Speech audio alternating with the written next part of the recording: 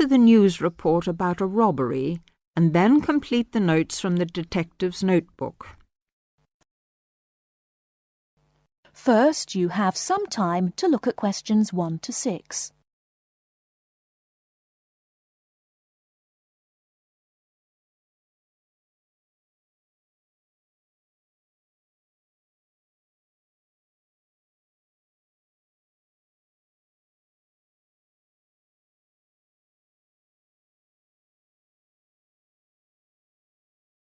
Now we shall begin. You should answer the questions as you listen, because you will not hear the recording a second time. Listen carefully and answer questions 1 to 6.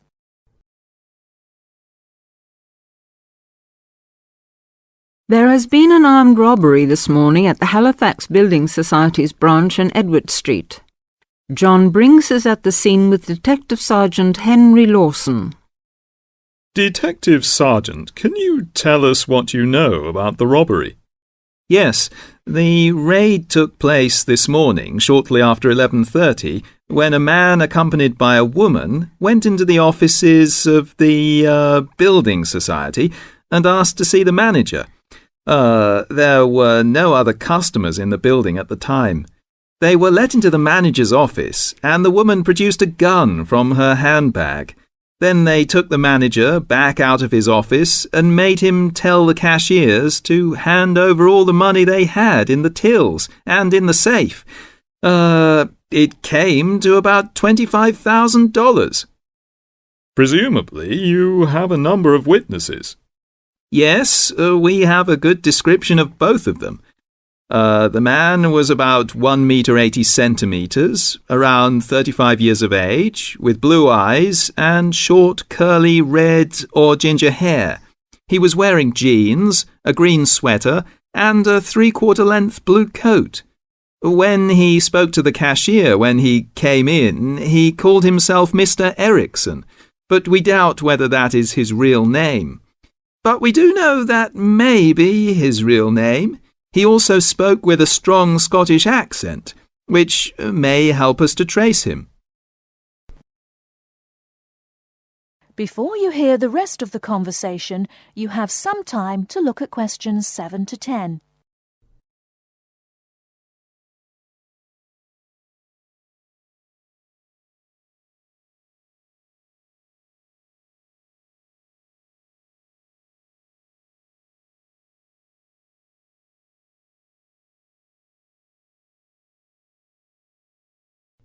Now listen and answer questions 7 to 10.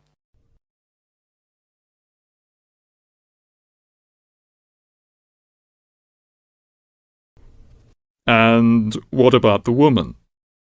Now, she is in her early 20s, slim and quite tall, about 1 meter 70 centimeters.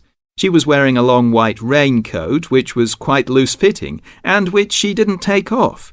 She had a beige handbag, which they used to hide the gun in. She's got straight, shoulder-length blonde hair, blue eyes, and like the man, has a noticeable accent. Do you have any other information? Yes, the car they used was seen by 2 or 3 people. It's a blue or dark blue Ford Escort, and we have the registration number. And it's G595ERI.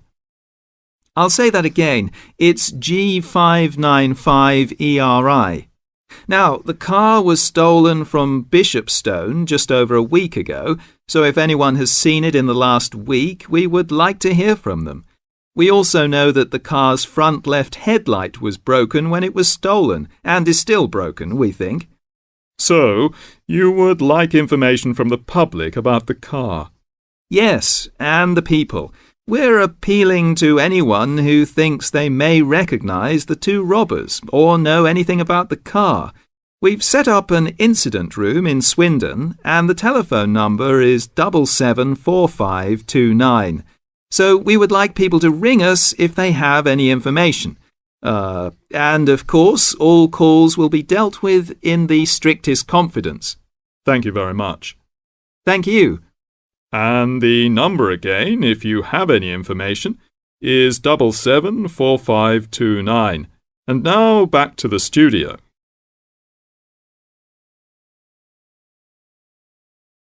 That is the end of part 1. You now have half a minute to check your answers.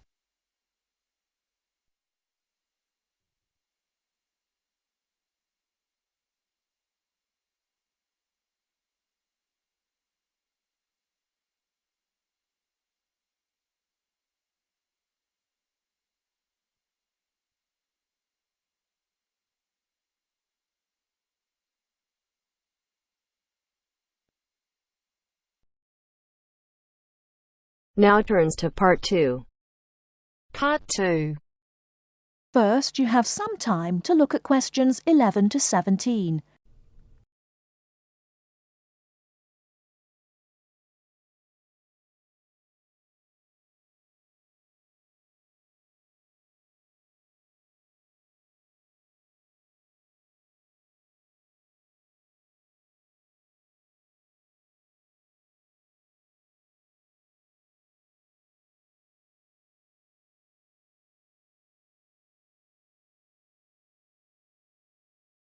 Now, listen carefully and answer questions 11 to 17. Good afternoon, everyone, and welcome to this short talk on the subject of fireworks. Now, fireworks, as I'm sure many of you know, were invented in China, though there has long been disagreement as to exactly when, or even in which century.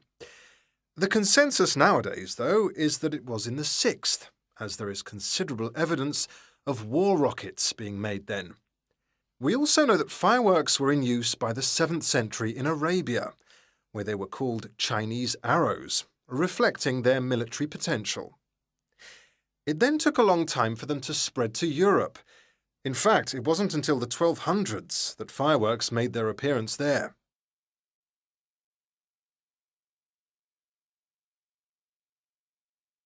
The basic ingredients of fireworks have changed little to this day. Their explosive capacity comes mainly from black powder, also known as gunpowder, which is produced from a mixture of charcoal, sulfur, and potassium nitrate. A modern aerial firework, the kind used nowadays in big public displays, not the small rocket type that you might remember from your childhood, is normally made in the form of a shell, often a sphere about the size of a peach. Inside the shell are a number of stars, surrounded by black powder, and running through the centre of the round shell is a charge that makes the firework explode when it reaches the desired altitude. This is known as the bursting charge. When this explodes, it ignites the outside of the stars, which begin to burn with bright showers of sparks. Since the explosion throws the stars in all directions, you get the huge sphere of sparkling light that is so familiar at firework displays. A shell of this kind is launched from a 75mm diameter mortar, which in some ways resembles the type used by the military. The mortar is a steel, or increasingly for safety reasons, shatterproof plastic pipe. This is likely to be 500mm long and sealed at one end. The other end is aimed at the sky, and at the bottom of the pipe, below the shell, is placed a cylinder containing black powder. This has a long fuse, which projects out of the tube. When this is lit, it quickly burns down to the lifting charge, which explodes to launch the shell. In so doing, it also lights the shell's fuse. The shell's fuse burns while the shell rises to its correct altitude and then ignites the bursting charge so it explodes. Before you hear the rest of the talk, you have some time to look at questions 18 to 20.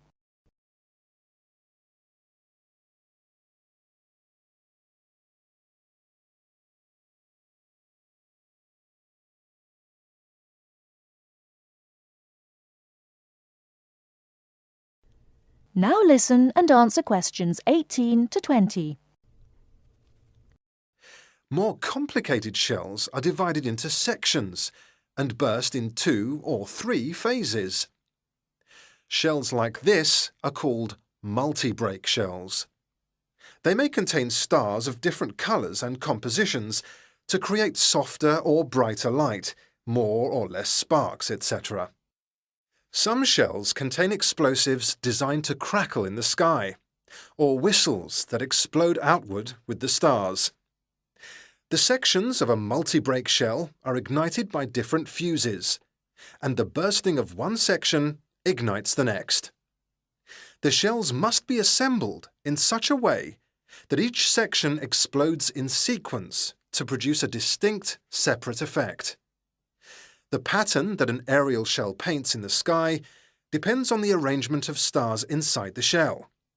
For example, if the stars are equally spaced in a circle, with black powder inside the circle, you will see an aerial display of smaller star explosions equally spaced in a circle. To create a specific figure in the sky, for instance a heart shape, you create an outline of the figure in stars inside the shell. Then you place explosive charges inside those stars to blow them outward into the shape of a large heart. Each charge has to be ignited at exactly the right time, or the whole thing is spoiled. Many other shapes have particular names, like the willow. This is formed by stars that fall in the shape of willow tree branches, spreading a little to the side and then downwards. The high charcoal composition of the stars makes them long-burning, so they may even stay visible until they hit the ground. The ring shell is fairly basic. It is produced by stars exploding outwards to produce a symmetrical ring of coloured lights. More complex is the pattern created by the palm, which contains large comets or charges in the shape of a solid cylinder. These travel outwards, explode and then curve downwards, like the limbs of a palm tree. The serpentine, the last one for now, is different again.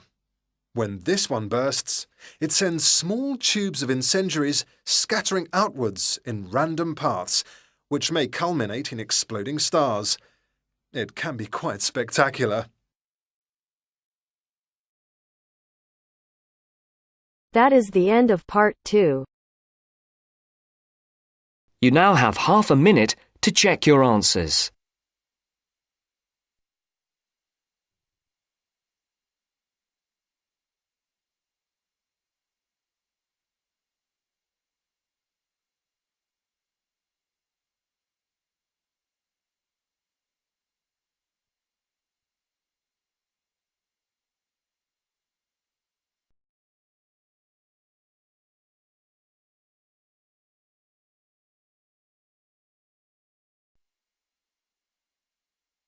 Now turns to part 3. Part 3. You will hear 2 geography students, Jack and Katie, talking about a field trip to Kenya in Africa. First, you have some time to look at questions 21 to 24.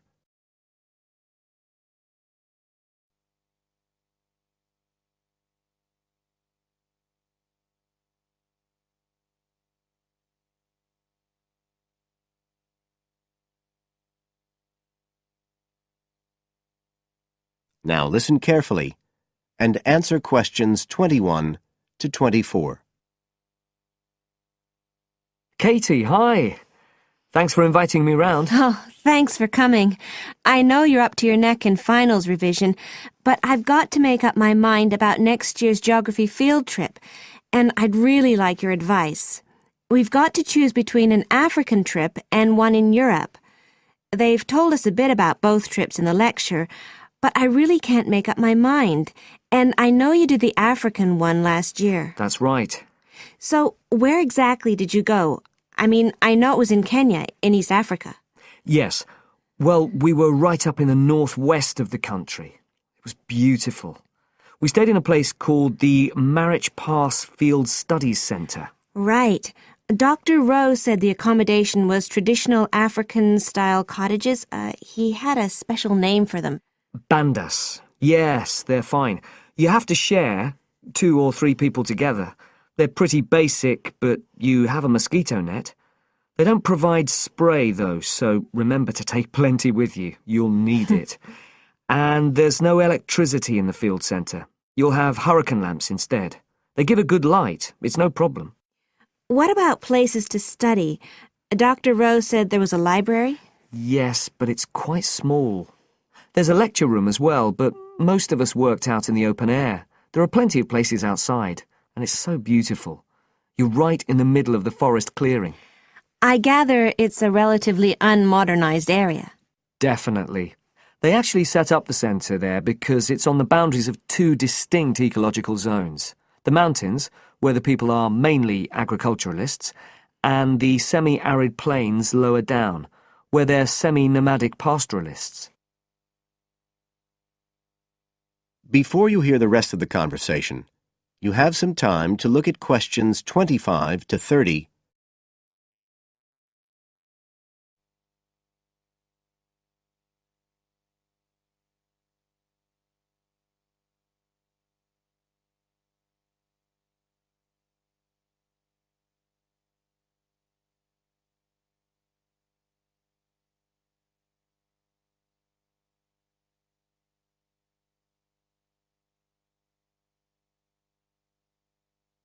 Now listen and answer questions 25 to 30. So, how much chance did you get to meet the local people there? Did you get the chance to do interviews?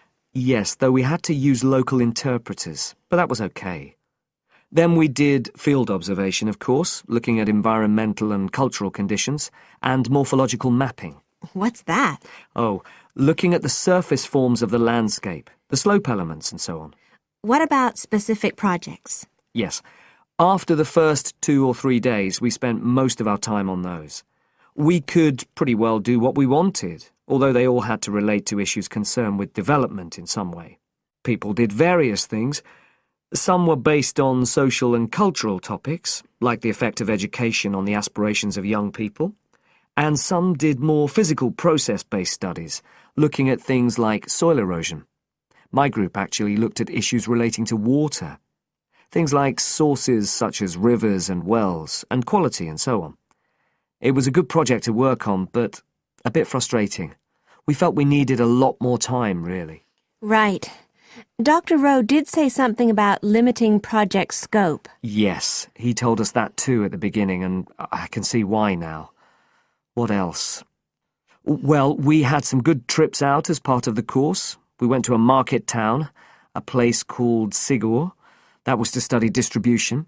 And to look at agricultural production, we went to the Weiwei Valley. That's an important agricultural region. And what about animals? Did you have a chance to go to a national park? Sure. We did a trip on the last day, on the way back to the airport at Nairobi. But actually there was lots of wildlife at the field centre. Vervet monkeys and baboons and lizards. It does sound good. It was excellent, I'd say. In terms of logistics, it was very well run. But it was more than that. I mean, it's not the sort of place I'd ever have got to on my own. And it was a real eye-opener. It got me really interested in development issues and the way other people live. I did find it frustrating at the time that we couldn't get as far as we wanted on the project. But actually, I'm going to follow it up in my dissertation. So it's given me some ideas and data for that as well. So you'd say it was worth the extra money? Definitely. That is the end of part 3. You now have half a minute to check your answers.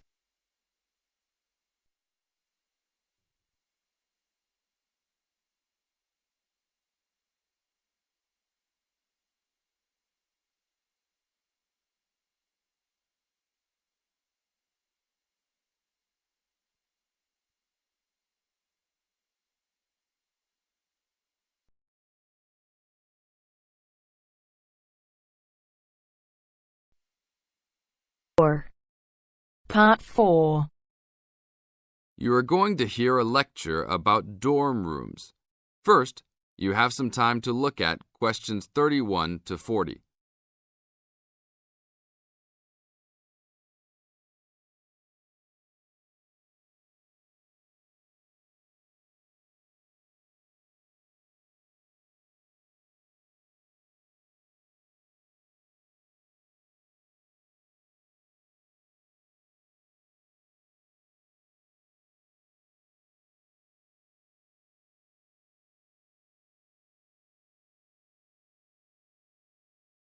Now listen to the tape and answer questions 31 to 40. Welcome to your new home for the upcoming year. These dorm rooms are among the best in the nation and are the newest ones at this school. So I hope you will all learn to appreciate them and take good care of all the facilities here. I am Gina, and I will be residential advisor in this building for the year. Today I am going to tell you about some of the programs and facilities that are available to you.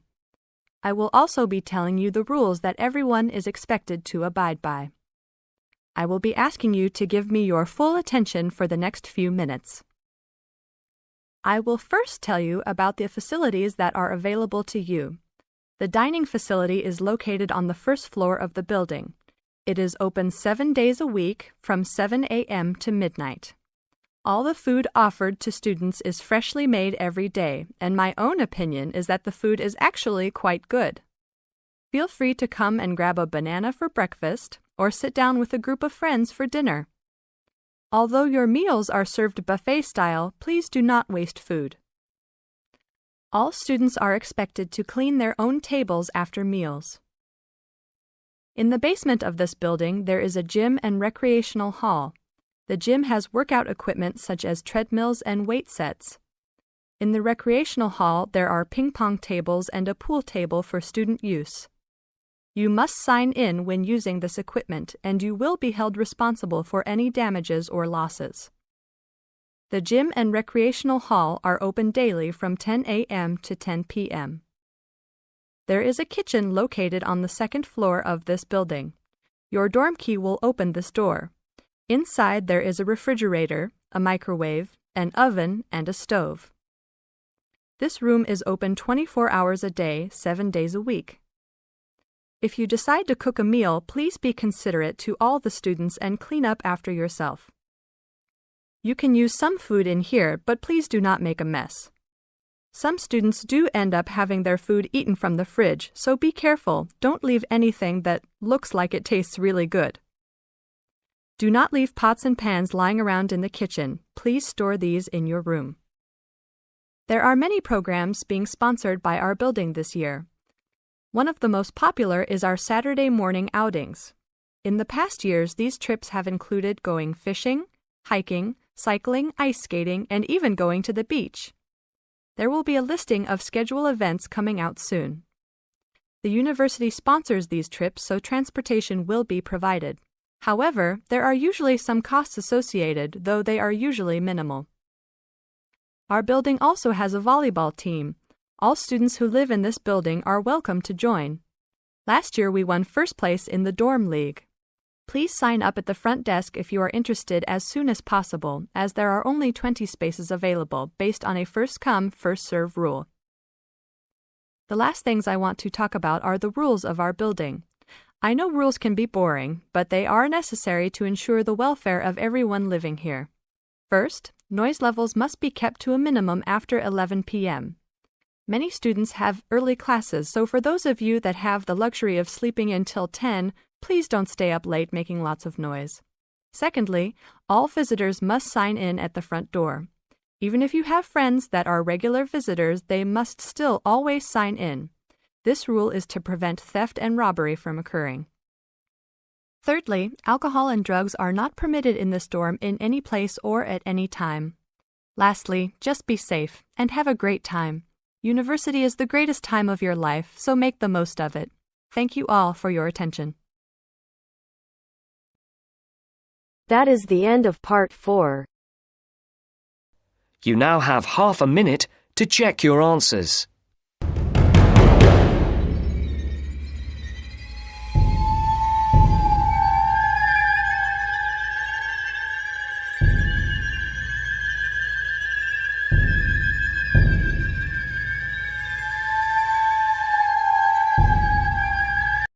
Hello everyone, welcome to Team R Stream. I'm RP and you are watching the Ielts listening test channel.